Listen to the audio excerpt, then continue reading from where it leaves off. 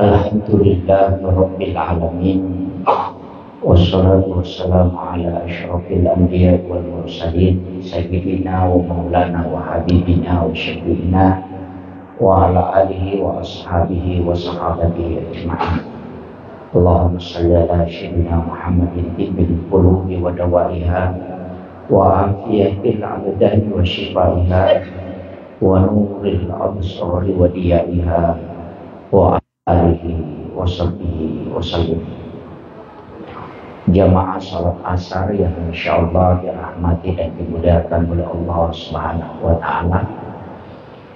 Alhamdulillah, salah satu ibadah yang paling sering kita lakukan dari semua perintah yang ada adalah sholat. Karena seringnya kita laksanakan sholat ini, kadang kita merasa terbebani. Istilahnya terbebani bukan karena dilaksanakannya, tapi khawatir kalau tidak sempurna. Jadi kadang-kala kita selalu khawatir, apakah sholatku ini diterima atau tidak? Apakah sholatku ini sebenarnya sudah bagus atau tidak? Apakah sholat ini sudah bisa memberi manfaat atau tidak? Sebenarnya yang pertama kita pegang bahwa salah satu nikmat yang diberikan oleh Allah ketika kita mampu melaksanakan sholat. Itu dulu yang pertama. Kalau kita sudah sujud, itu sudah nikmat yang paling besar. Jadi agama ini jangan dibolak-balik. Bahwa percuma juga sholat kalau tidak khusyuk. Itu kesombongan betul. Karena tidak ada orang yang datang menghadap kepada Allah itu tidak punya kekurangan. Tidak ada yang sempurna. Ketika ada yang buat statement bahwa percuma sholat kalau begini, percuma sholat kalau begini, itu tidak. Justru saya sebaliknya. Sholat itu harus dikerjakan dalam kondisi apapun. Kalau belum nikmat, kerjakan saja.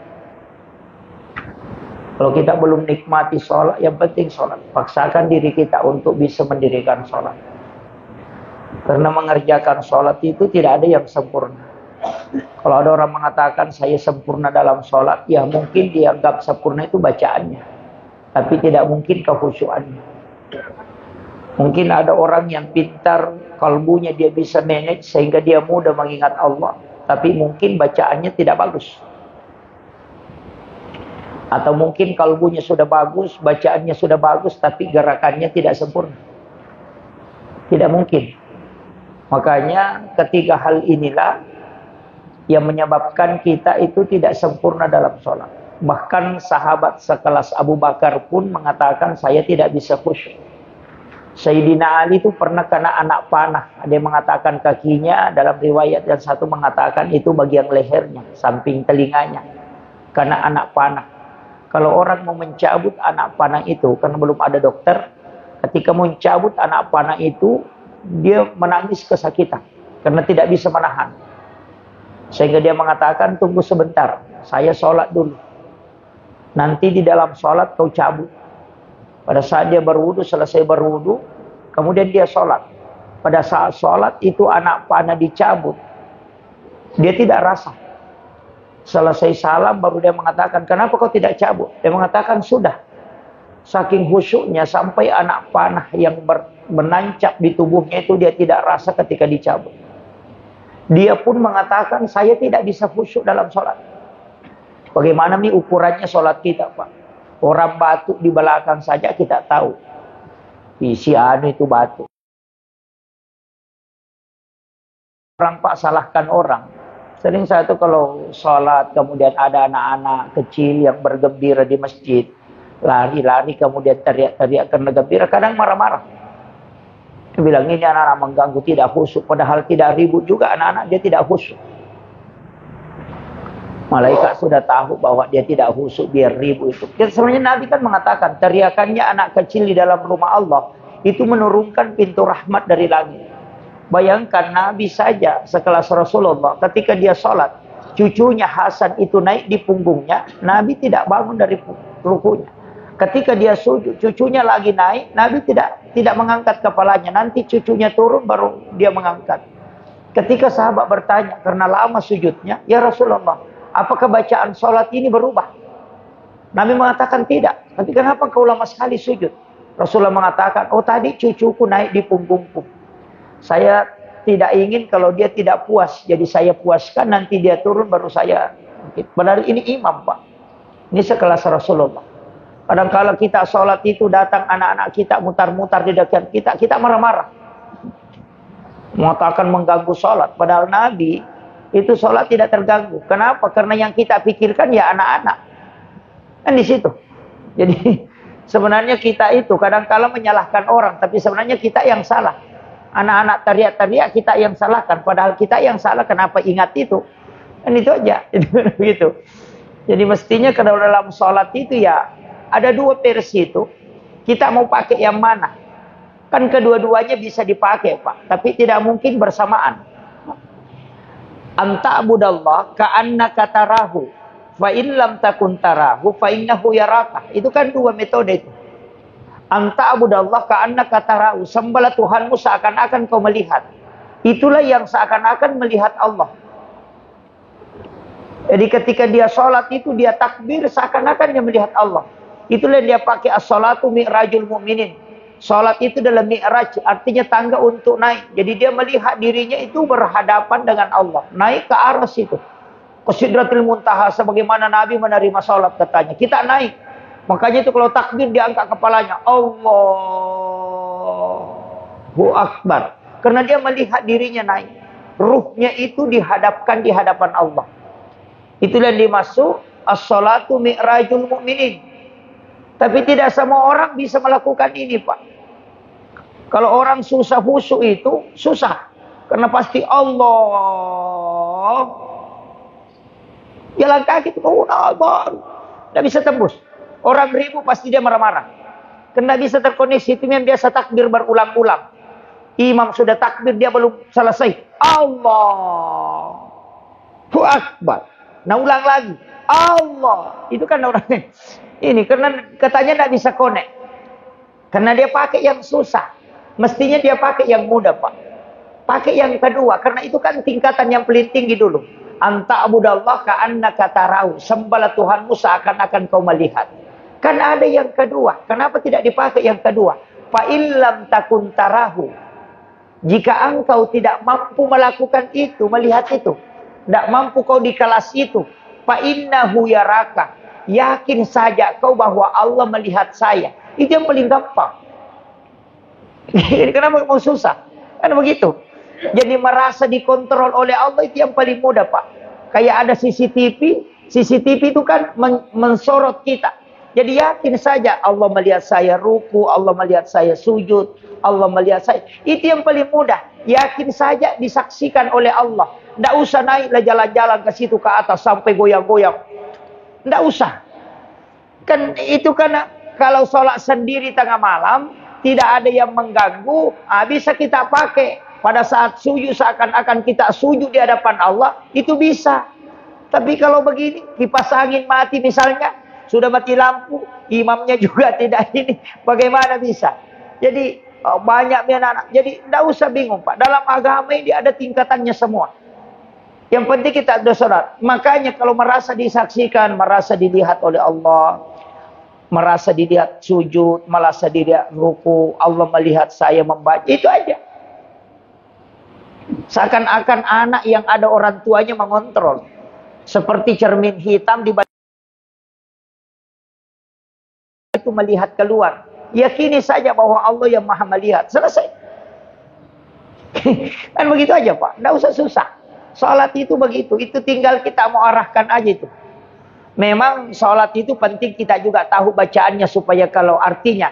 Kalau tidak tahu arti bacaan salat, ya kadang melenceng keluar masuk. Tapi kalau sudah salat itu alhamdulillah. Tidak usah di model-model lagi mengatakan sia-sia saja salat. Oh, tidak. Khusyuk itu, Pak, ada beberapa macam. Bukan satu macam. Cuma kadang bahasanya khusyuk itu cuma satu macam. Tapi model khusyuk itu ada berbagai macam. Orang yang sudah datang sholat, Pak, itu sudah memperbaiki pakaiannya, memperbaiki wudunya, kemudian datang takbir sholat bersama imam, itu sudah dihukumi khusyuk itu. Khusyuk yang paling rendah itu. Kemudian khusyuk yang kedua adalah orang yang ketika lepas, dia tarik kembali. Pokoknya kalau melenceng, kembali lagi. Yang parah itu kan kalau double. Ingat sandalnya, ingat tokonya, ingat motornya. Motornya diingat, belum dia isi bensin. Ingat lagi di sini nanti isi bensin. Wah, itu bukan sholat, Pak. Itu jalan-jalan namanya.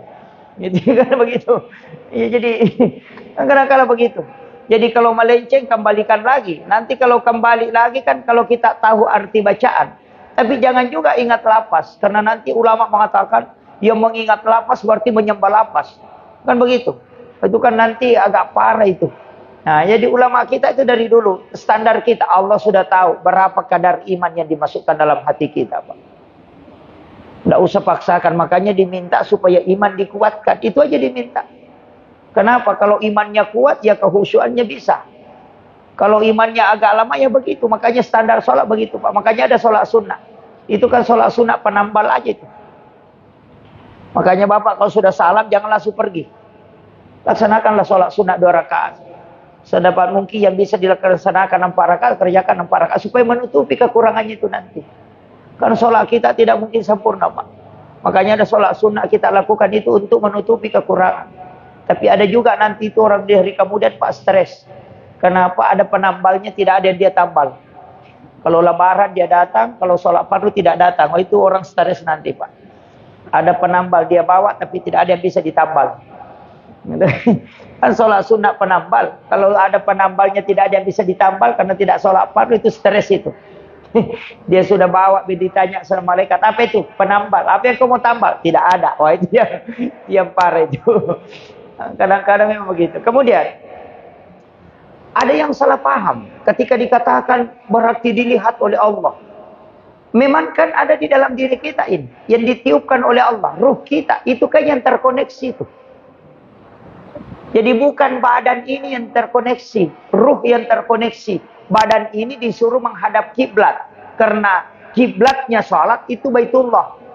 Kan begitu. Kiblatnya doa yaitu di atas. Begitu, makanya sholat disuruh menghadap ke Baitullah. Tubuh ini kalau sudah dihadapkan ke situ, lapas bacaannya diperbaiki, kemudian semampu kita aja. Makanya saya sering itu kalau ada yang protes imam, Pak. Biasa protes, bacaannya begini. Saya bilang iya, mungkin bacaannya tidak terlalu bagus, tapi kehusyuannya bagus. Ada juga orang bagus sekali bacaannya, tapi kehusyuannya tidak. Oh, Allahu Akbar. Bismillah, wah, tapi tidak bisa khusyuk. Ini begitu, makanya macam-macam. Jadi semua orang tidak memiliki tiga-tiganya, Pak.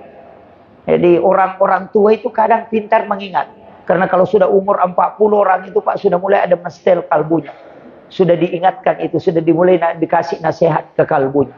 Makanya kalau ada orang umurnya sudah 40 tahun tapi lebih banyak dosanya dia kerjakan daripada kebaikan, lebih baik dia mati daripada hidup. Itu bikin habis ongkos aja. Itu perkataan Junaid al-Baghdadi. Junaid al-Baghdadi mengatakan kalau ada orang sudah 40 umurnya masih lebih banyak dosanya daripada kebaikannya, percuma hidup itu. Dia sudah merusak dirinya. Karena perjalanannya semakin dekat. Ada yang parah, Pak, sudah 50 tahun belum sadar-sadar.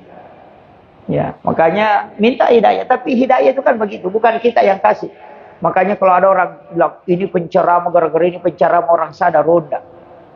Penceramah itu jalur aja, Pak. Seandainya semua orang yang berdakwah itu menyebabkan orang sadar, Nabi saja yang punya mukjizat itu tidak bisa mengislamkan pamannya.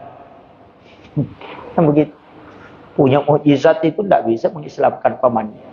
Itu karena Allah yang kasih tahu bahwa segala sesuatu itu ada di tangan saya. Ada di kendali saya.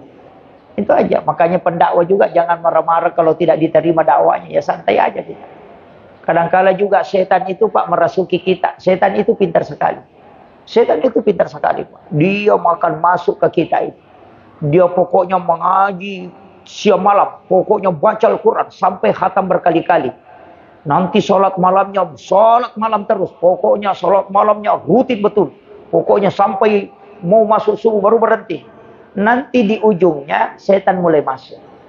Merasa bahwa di tempat ini tidak ada yang kalahkan ibadah. Nah, sudah masuk itu. Nah, ini yang bahaya.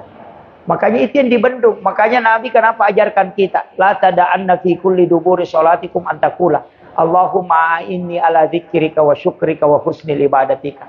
Allahumma inni ala dzikrika. Ya Allah, bantu aku untuk selalu mengingat kepadamu. Wa syukrika, bantu aku untuk selalu menjadi hamba yang bersyukur. Wa husnil ibadatika, jadikan ibadahku ini adalah ibadah yang terbaik di sisi. Itu pentingnya aja, Pak. Makanya nanti kalau takbir, ya yang penting connect lah. Yakin saja dilihat oleh Allah. Kalau begitu, banyak sekali itu menghadirkan Allah dalam diri kita, bukan naik ke atas. Makanya ada dua dalilnya. As-salatu mi'rajul mu'minin. Yang kedua, wallahu akrabu min hablil warid. Allah itu lebih dekat daripada urat lehermu. Tapi jangan dipahami salah, Pak, bahwa Allah itu saya. Ada yang ditiupkan oleh Allah ke dalam tubuh kita, yang disebut dengan ruh. Itulah yang bisa terkoneksi dengan Allah. Karena dia letakkan di dalam sini. Itu yang terkoneksi, itulah yang mengingat. Makanya kuncinya begini. Kalau kita sholat, nur-nur itu yang nanti terkoneksi. Ada orang pahami loh, wah, banyak sekali itu kalau begitu. Bisa ada Allah di sini, bisa ada Allah di sini, bisa Allah. Itu musyrik lagi itu. Itu tidak, Pak. Contohnya begini, Bapak kalau siang hari ambil baskong 10, isi air, bawa ke tanah lapangan di situ, di depan masjid. Ambil 10 baskong, isi air. Kalau siang hari, baru lihat itu baskong, ada kaca matahari di bawah. Bayangan, kalau ada pindah ke baskong kedua, ada ke matahari, ada juga. Pindah ketiga, ada juga. 10 baskong semua bayangan matahari ada. 10 ke matahari, tidak, itu cuma 1. Tapi kenapa ada 10? Itu karena nurnya yang terpantul pada tempat yang bisa memantulkan cahaya ilahi. Itu kuncinya. Jadi yang harus dibersihkan cuma kalbu, Pak. Kalau bersih itu muncul sendiri tuh. Itu sih kuncinya. Makanya kita disuruh banyak istighfar. Kalau sudah bersih kalbu ini, jangan sampai kalbu ini keras, Pak. Sedikit-sedikit jalahkan orang. Sedikit-sedikit bermuka masam. Oh, ini yang bahaya. Padahal senyum kepada sesama itu kan, itu sedekah itu. Hanya kadang sekala seorang, Pak, kalau dia bukan anggotanya tidak senyum. Terus akan masjid sudah kayak mulai Korea Utara, Korea Selatan. Yang sebelah utara tidak campur dengan yang selatan. Padahal sama-sama takbirnya Allahu Akbar. Hanya karena perbedaan sedikit, langsung tidak mau baku sapa. Jabat tangan pun tidak mau. Semua orang disalahkan. Menganggap dirinya yang paling benar. Hati-hati, Pak, biasa setan masuk di dalam. Anggap diri yang paling benar. Tapi yang selalu juga ini disalahkan, biasa juga setan masuk itu. Kenapa bilang itu orang tidak bagus ibadahnya, ditolak ibadahnya? Setan juga itu, Pak. Makanya, ya hati-hati. Makanya mengendalikan diri itu penting. Bertawakal kepada Allah itu penting. Saya kira ini yang penting saya sampaikan. Sudah lewat waktunya. Mudah-mudahan ini bisa menjadi pelajaran. InsyaAllah besok kita akan lanjutkan. Saya akan berikan tahapan-tahapan. Kenapa Rasulullah dibersihkan kalbunya, dibelah dadanya, kemudian diambil, dicuci dengan air Sam-Sam. Kenapa? Itu akan ada maknanya semua, Pak. Pakaian yang kita pakai, zikir sebelum ini, wudunya apa, itu penting sekali. Makanan yang kita makan, itu penting sekali. Nanti kalau kita tahu tahapannya, insya Allah. Tapi ingat, belajar tasawuf itu tidak gampang. Kenapa? Karena hal kecil itu bisa menjadi fatal. Ini penting. Jadi saya harus bertahan. Saya kira cukup sekian. Akhirul kalam, wallahu muwaffiq ila aqwamit thoriq. Assalamualaikum warahmatullahi wabarakatuh.